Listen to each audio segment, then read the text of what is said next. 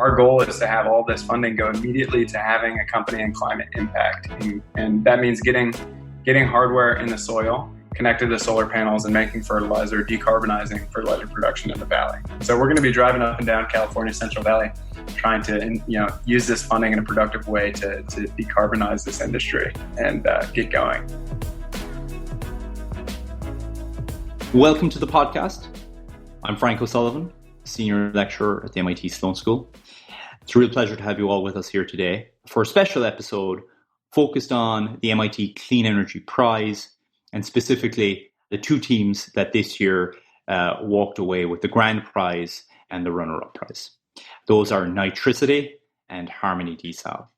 Throughout the episode, we're going to spend some time speaking with the guys and girls on both teams, learning a little bit about how they've came to create their entities, what they're all about, what's the technology, and what's the future going to hold.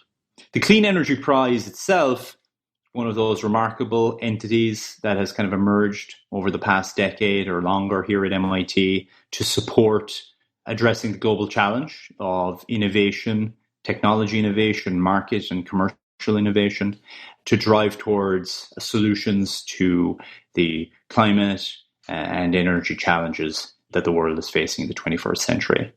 As with many of the great things about MIT, a fully student-driven, student-led process that has resulted in an alumni of startups that have raised over $1 billion in funding. The prize itself has delivered nearly $3 million in non-dilutive funding and support to prize winners over the years, and has led to the mentorship of over 220 startup finalists who have benefited from the guidance of Clean Energy Prize mentors and the deep, deep network that participation in the prize has provided for them. So with that, let's turn to our two teams. We're going to begin chatting with the Harmony Desal team. I'd like to turn to the Harmony group now, have them introduce themselves. I'm Quantum Wei. I'm a PhD student in the Department of Mechanical Engineering at MIT, and I work in the Lienhard Research Group. My name is Sahil Shah, and I'm also a PhD mechanical engineering student working with the Global Engineering and Research Lab. My name is Grace Connors, and I'm a master's student in mechanical engineering at MIT, and I also work in the Global Engineering and Research Lab. So, as I mentioned in my opening remarks, Harmony Desal are a fantastic group of young MIT students focused on really bringing a very, very innovative new approach to reverse osmosis to the market. They were the runners-up in this year's Clean Energy Prize, and we're looking forward to being able to spend the next 20 or 30 minutes speaking with them, learning a little bit more about the team, how they came to focus on this problem, what's innovative about the solutions that they're developing, and what's the plan going forward. So with that, welcome to the podcast, guys. Thanks so much for having us. Thanks. Now, since we're all virtual here, we're all working hard to make this work. I think our listeners can appreciate that. But look, guys, it's really great to have you joining us here, and really great to see you guys do so well in this year's Clean Energy Prize. What you're doing with respect to trying to move the frontier on the kind of effectiveness and efficiency of desal, it's really, really exciting. I think it'd be great for us just to kick off to learn a little bit more about how you three have kind of come together to create Harmony, and a little bit about, where this story has really started. Yeah, sure. So Harmony Desal, we're really coming together around the technology of batch reverse osmosis. Batch reverse osmosis is a process innovation. It's a technology that's been developed in my lab group, the Lienhard Research Group. I started working on it 3 summers ago, summer of 2017. And it was about a little over a year ago, I went to a conference, the Membrane Technology Conference in New Orleans. And there I was seeing that there were other technologies kind of similar to the batch reverse osmosis technology. There are also time-varying processes that were being commercialized, and that there was a demand for these technologies. But what I saw was that batch RO was even better than these technologies in terms of energy consumption. So that's where the light bulb kind of clicked for me, and I realized that we needed to get this technology out of the lab and into the market. In the meanwhile, I'd known both Sahil and Grace. We're all MIT students. We all work in water desalination. So it's a pretty close-knit community. And it was just this past January that we decided to team up, join the Clean Energy Prize, compete in some of these MIT pitch competitions, and really start to earnestly work on commercializing batch RO and getting it out of the lab. So Quantum, tell me a bit, and I think for the audience more generally, there's a lot of awareness out there about or at least a growing awareness around the kind of the broader challenge of secure water supply, and how that's playing out around the world, driven by many factors, of course, climate change being an important one. And of course, people have heard about reverse osmosis, but I think people may not, or at least many people may not necessarily really understand that process and, the opportunities for innovation around that process. So maybe you or one of the guys can kind of offer us a 101 on the batch methodology that you guys are applying. Yeah, I can answer that question. So I think most people don't realize how prevalent seawater desalination already is. Today, the total installed seawater desalination capacity is on the order of 30 million cubic meters per day, and it's increasing by about 17% annually. As you mentioned, Frank, the most widely used technology is reverse osmosis, and what we do in reverse osmosis is we apply a pressure to push water across a semi-permeable membrane. The pressure that's required is quite high when we're looking at seawater desalination, and this results in a high energy consumption. Now, besides building larger scale facilities, there's really been very little done to decrease the energy consumption of this process over the last 5 to 10 years. The process efficiency is kind of stagnated. So our technology breaks that trend and provides a 10% energy reduction compared to conventional RO. Now, this might not seem like a lot, but it amounts to a pretty major savings when you consider the energy consumption and the size of these facilities. So RO, obviously there's a huge amount of CapEx involved, but in terms of the actual economics of the business of desal today, my understanding is that the energy component is kind of a huge driver in terms of the overall economics of the option compared to other solutions and so on. What's the scale that we're talking about here? What's the scale of an at-scale RO plant today, and how much are they consuming in terms of energy, I suppose, on a daily basis? What's that costing and so on? I think it'd be great to kind of better understand that so that we can kind of see, as you said, whenever you say 10% in a mature process kind of feels like an enormous step forward. Yeah, so we can use Carlsbad as an example. Carlsbad is a state-of-the-art desalination facility that supplies San Diego. Right. Now, this facility on a daily basis uses on the order of 750 megawatt hours of electricity. So it's a pretty significant amount of electricity that the desalination facility consumes. If we look at how much money they spend on that energy, it's on the order of about $40 million per year. So a 10% energy savings, that's $4 million that the plant saves per year. $4 million per year just in Carlsbad alone. That's really quite a remarkable saving on the OpEx front. To seize on that opportunity and to kind of bring your technology, to bring Harmony Desal's batch process into the kind of operation. What's gonna have to happen? Like, are you guys delivering something that's fundamentally different in terms of the overall process structure, or is it a more kind of drop-in or add-on type component? Yeah, I think Quantum would be best to answer this question.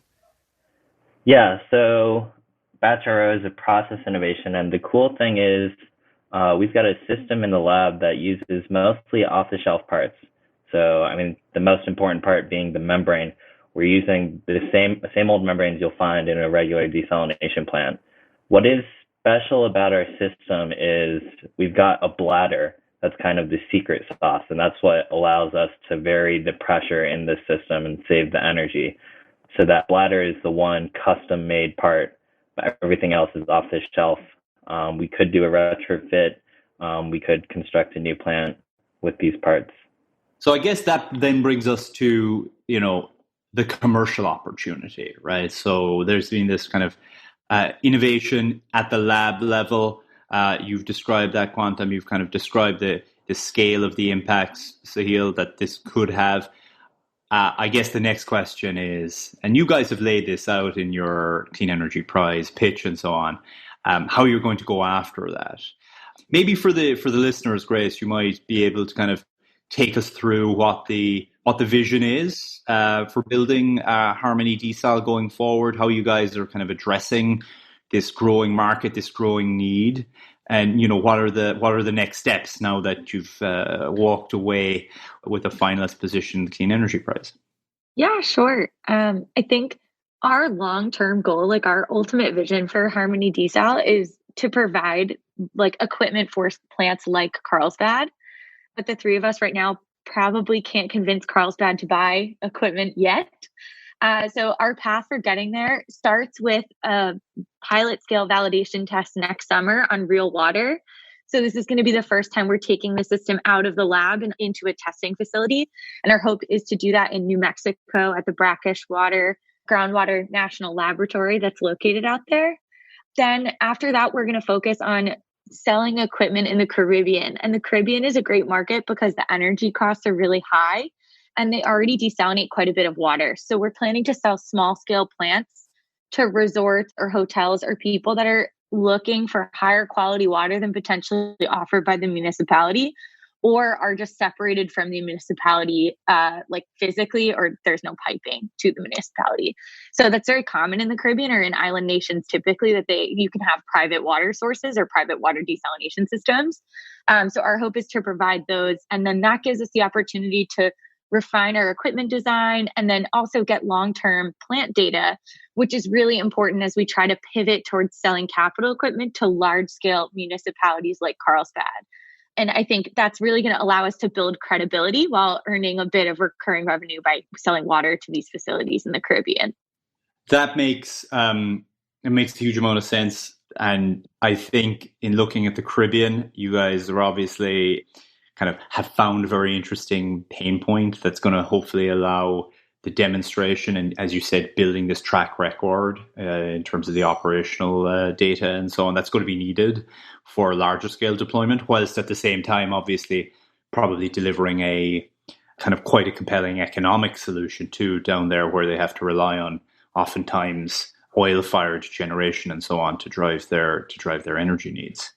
Now, with that said, it's still a task to kind of build a new from scratch tech company like this that's heavily focused on a physical piece of capital equipment. So what's the plan for you guys with respect to raising funding, building the team, and kind of getting on that road towards at scale activity?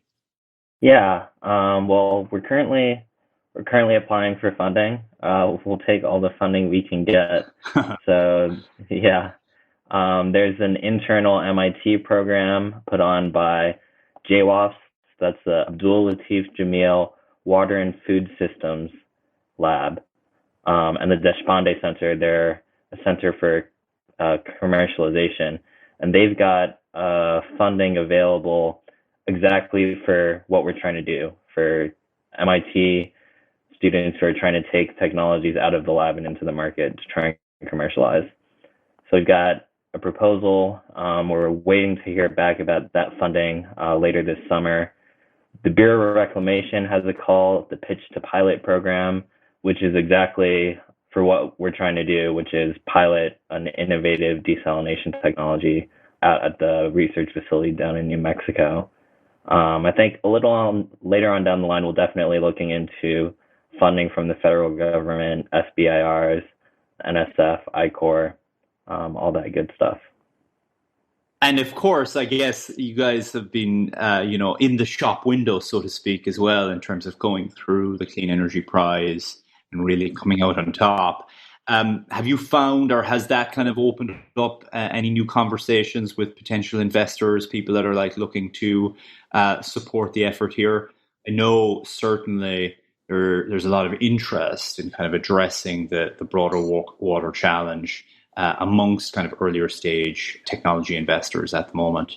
And I can see the experience and the kind of the interactions and so on that kind of occur through the Clean Energy Prize really being an interesting mechanism for kind of drawing out some new network for you guys to kind of help move the effort forward as well. Yeah, definitely. I think once we sort of made it as a finalist in the Clean Energy Prize, people from the cleantech Open, that's a national cleantech accelerator, reached out to us and sort of we've been talking to a couple investors. I mean, I think it's a little bit early. We're kind of at an early stage. We're not quite ready to take on that kind of money, but we've been talking to some investors, getting our name out there, if you will. So it's very much a case of taking the momentum you're building, but at the same time, working through and leveraging the foundations that you guys have got here at MIT as you're kind of wrapping up with college before kind of taking that next step. Absolutely.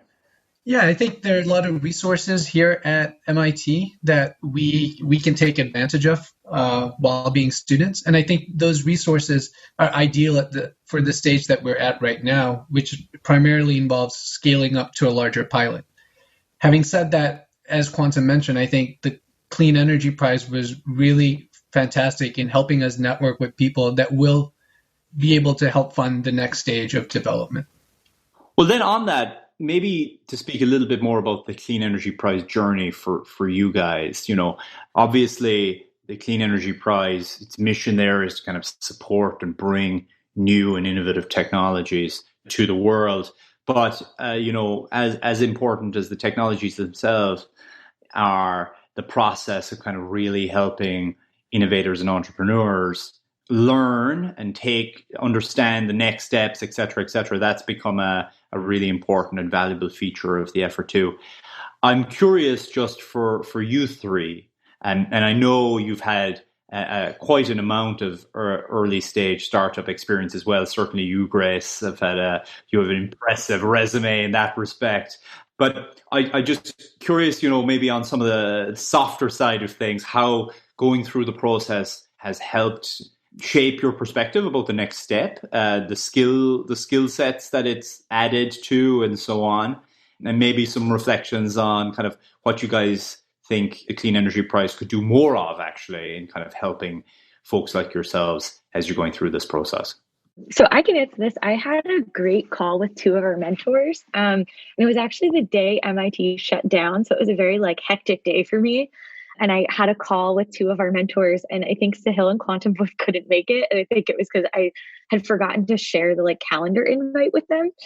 So I hopped on this call, and I was very flustered with this whole news of COVID-19 and our lab shutting down and everything. And they asked me to pitch, and I was like, I don't feel prepared to pitch at all, but I gave it a shot. But they were so helpful, and they and after I pitched, we just talked more about really the vision for the business and how their philosophy was not to help us necessarily win money and not to help us just win the Clean Energy Prize, but was to think about are you building a sustainable business? And what are the things that are going to convince someone that you've thought about the sustainability of the business? How you're going to earn recurring revenue? How are you going to move to capital sales? It really did change the way we pitched for the Clean Energy Prize. I think initially we're thinking about what we're pitching for is $100,000 to do the next step. But they really were what we're interested in is what do you see the business being? Is this a good investment for me 10 years from now? And I think it was really helpful to talk that through with two people who did not know very much about water desalination, as they said, but knew a lot about how to frame a good, compelling pitch, especially to clean tech investors. Right. And I thought that was extremely helpful. And I appreciated them really forcing me to pitch very unprepared. And I think even though I don't think I did a very good job, it did prepare me for eventually pitching. So I think that was also very helpful.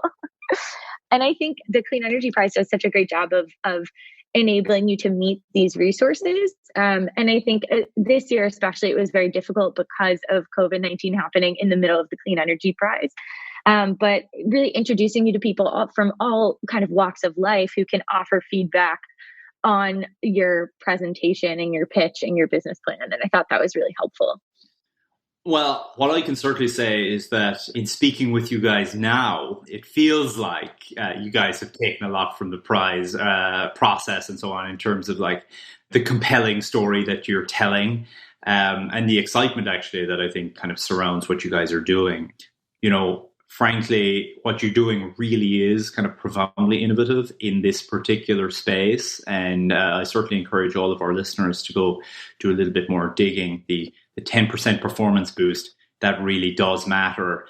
And knowing that, I feel really, really excited actually to have had this chance to speak with you, because I think if we come back in a few years' time, you guys are going to be out there really moving the needle for the overall desal space and really aiming to or really delivering some real impact for the water challenges that we're facing, which is great, which the whole process is all about. So look, guys, thank you so much for joining us. Quantum, Sahil, Grace, it's been a pleasure. We've enjoyed hearing about the effort to date, and we look forward to following progress over the next few months and years. And from all your friends here at the Energy Initiative, we wish you all the best going forward. Thank you so much. Likewise from our end, thank you so much.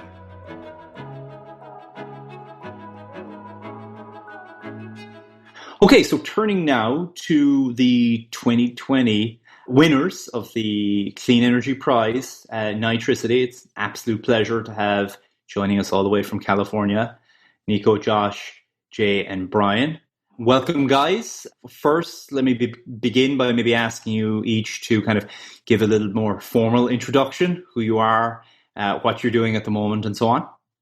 Thank you very much for having us. It's a great opportunity. And my name is Nico Pinkowski, and I'm a mechanical engineering PhD student at Stanford University, studying thermosciences.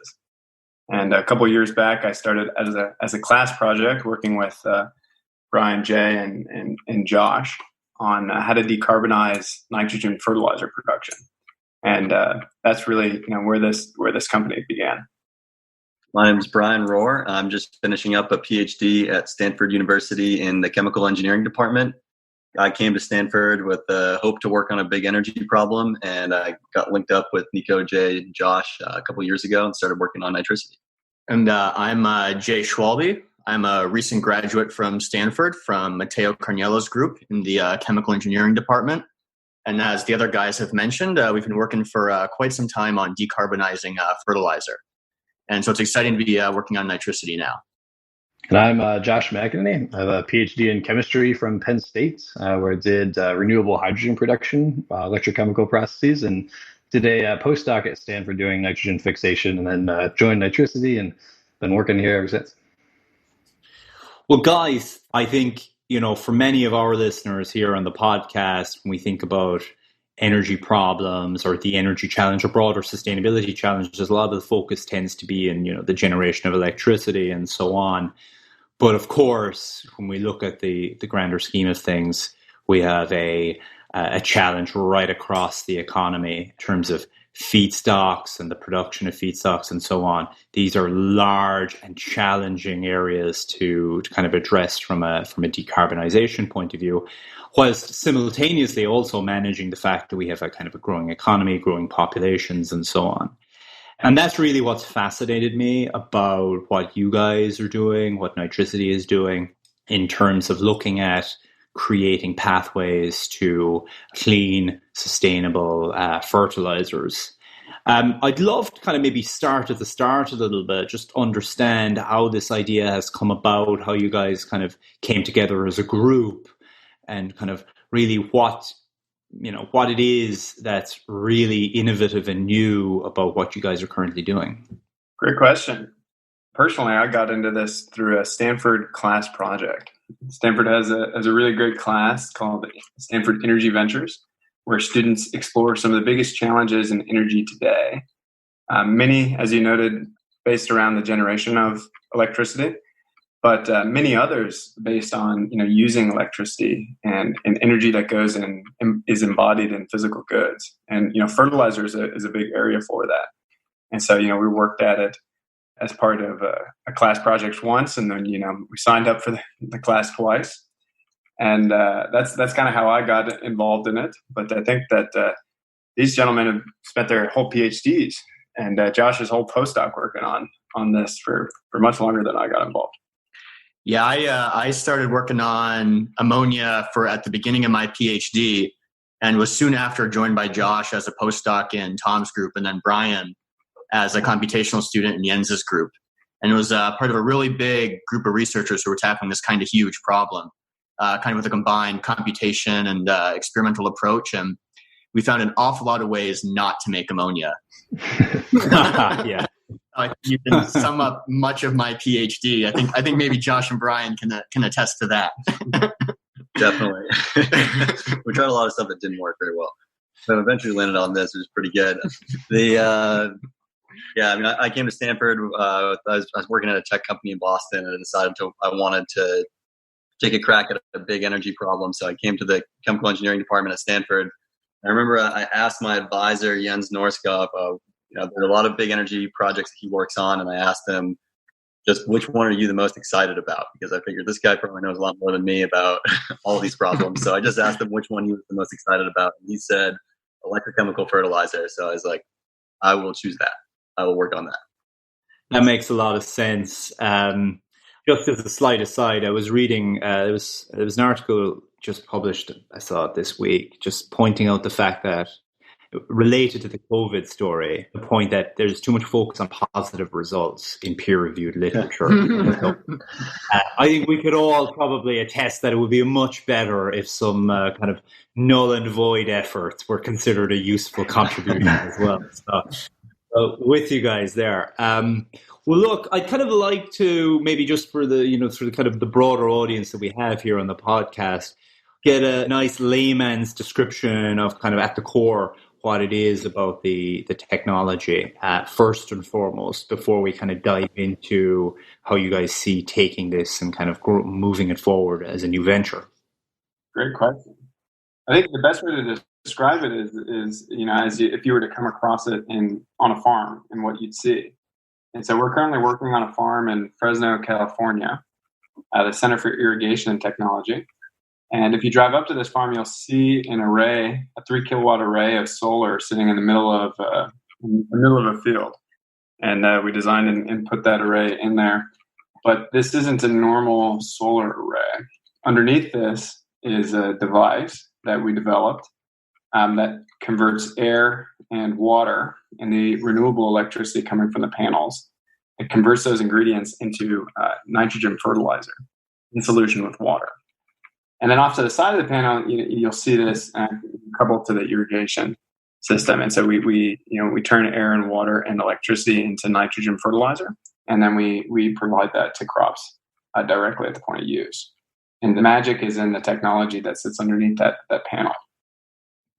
So tell me a little bit about the business of fertilizers today. Say in the United States, obviously, where we have a kind of sophisticated, intensive farming capacity, but maybe more broadly as well in other markets internationally. What's the role of nitrogen, ammonia in kind of the delivery of food? A little bit about the kind of the energy intensity of that particular process, and maybe a little bit about where we're going, given the kind of growing demand for food with a growing population. So most synthetic fertilizer today comes from the Haber-Bosch process. It makes ammonia, and it's an unsustainable process that ends up emitting a ton of fossil fuel emissions from in the form of carbon dioxide. It actually emits over 1% of all global CO2, and they produce this ammonia in these like mega centers that are like billion-dollar scale facilities. And from these billion-dollar scale facilities, there's about 200 or so of them in the world, have to distribute the ammonia through pipelines and trucking all over the world. So that ammonia ends up getting transformed into various forms of nitrogen fertilizer that are applied to crops today, but is basically the foundation of where our fertilizer is. And this ammonia production, this is obviously you need a lot of hydrogen, I guess, and a lot of hydrogen, you need a lot of natural gas. That fair enough, or is that kind of characteristic of today's value chain? That's right. The Haber-Bosch process uses natural gas or other fossil fuels. There's coal processes as well to convert those sources of energy into hydrogen. Then that hydrogen is mixed with nitrogen to make ammonia. Yeah, I see. So that's, I think the point that you raised there, the fact that 1% of global CO2 emissions are associated with this, that'll probably stand out for many people as a surprising number, actually. But it is a huge number. And obviously, it's a difficult and challenging process to really bring a cleaner solution to, or at least that's been the case until you guys have arrived on the scene, which is exciting.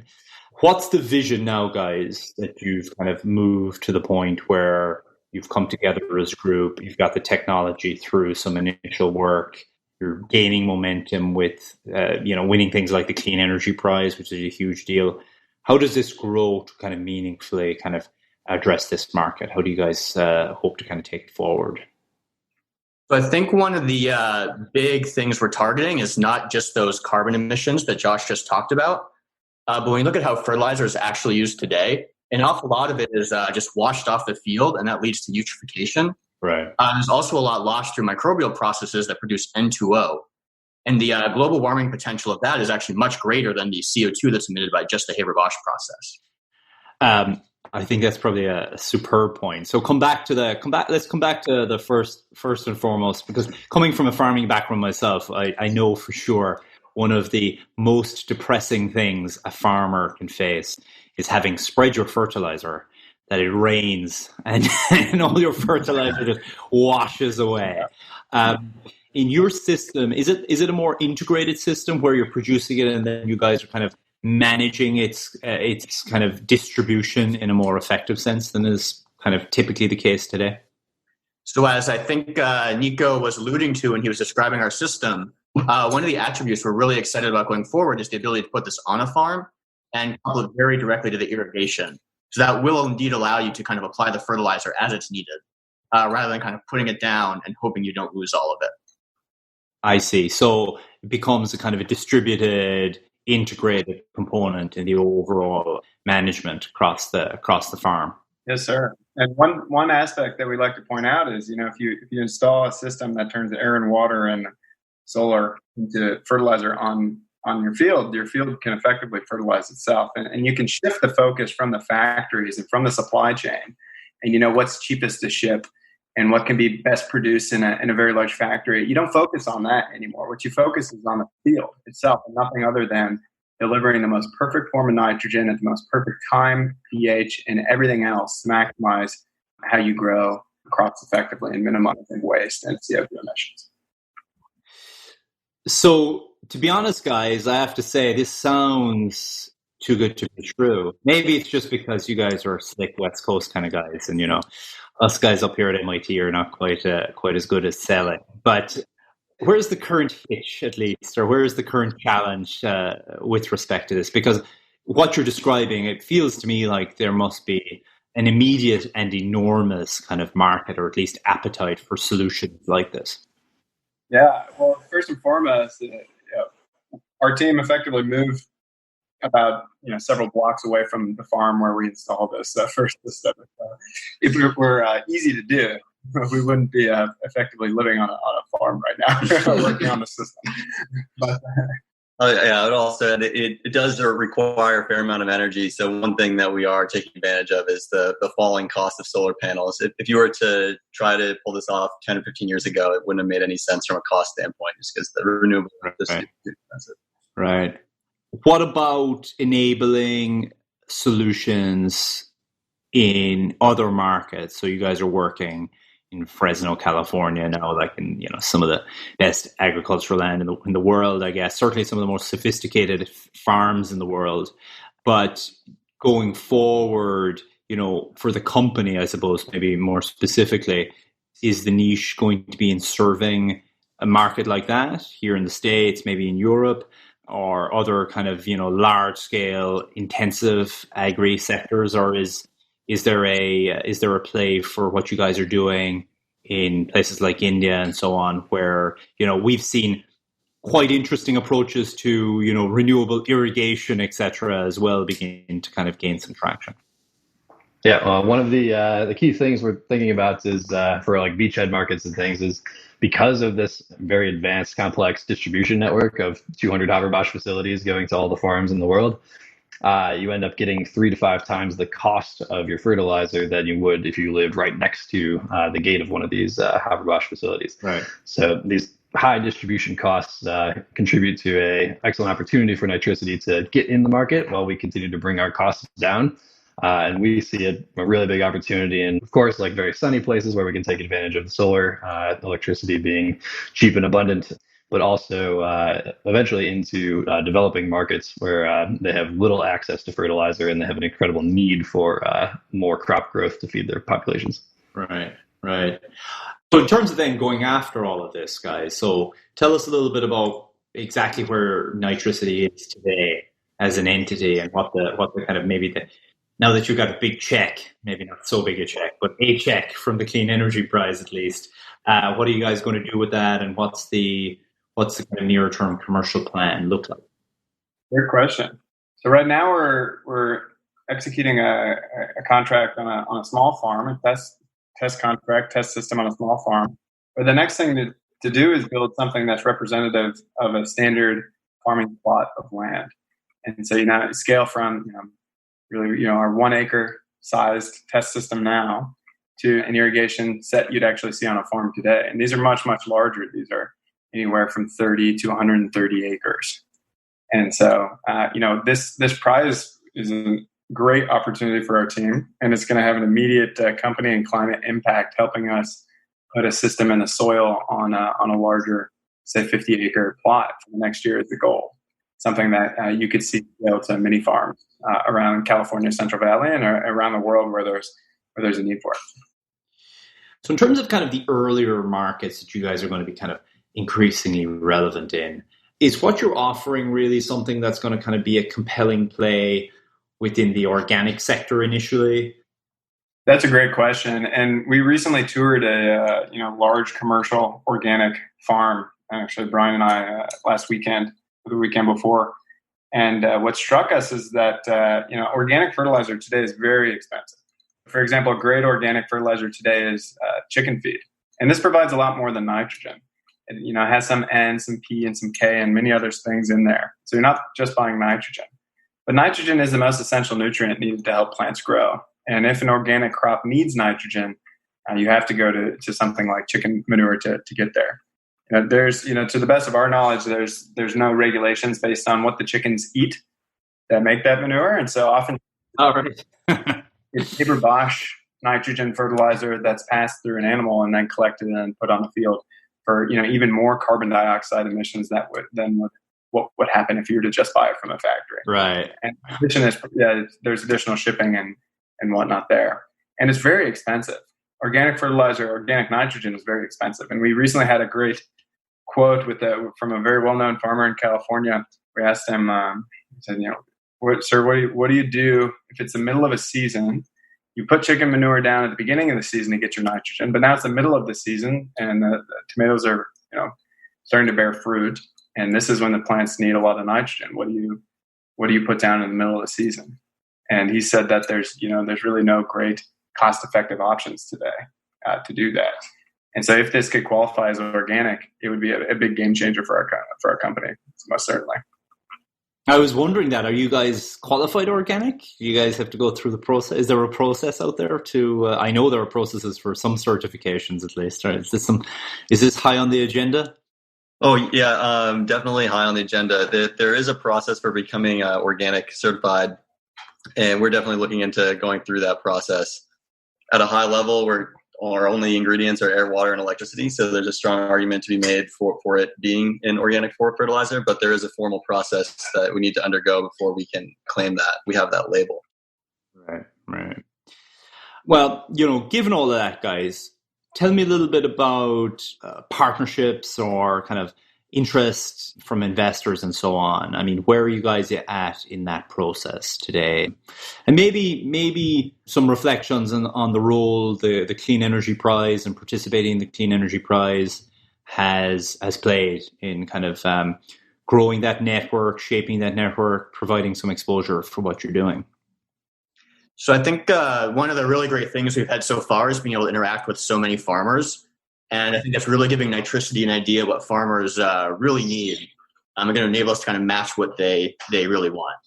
Yeah, we've been partnering with a number of farming companies and irrigation companies that have expressed interest in getting our pilot plants on their facilities and potentially paying a premium to get us off our feet and then applying that, if it was successful in growing their crops, to a larger number of acreage that they would have control over. So that's been a good strategy for us so far, and we're interested in continuing to expand that. Yeah, and another kind of source of funding that we're very excited about is we've been in contact with several aid organizations and philanthropic organizations who are very excited about the impact this technology can have in sort of more developing and underprivileged regions. Right.